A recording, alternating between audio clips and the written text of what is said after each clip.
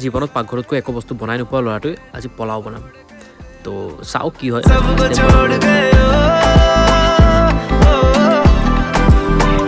আৰু যি বস্তু প্ৰয়োজন হয় গোটেইখিনি মোৰ ভণ্টিহঁতে ৰেডি কৰি দিলে আৰু আচলতে খুব বেছি টান কাম এখন হাতেৰে ফোন লৈ কিনে আন এখন হাতেৰে কিবা বনাই থাকিবৰ কাৰণে ৰসোডে মে আজ ৰাচিবে নেই মে থা আৰু মই ব্লগিং কৰি কৰি ভিডিঅ' বনাই বনাই খানা বনাই থাকোঁতে এই কুকাৰটো অলপৰ কাৰণে নকৰি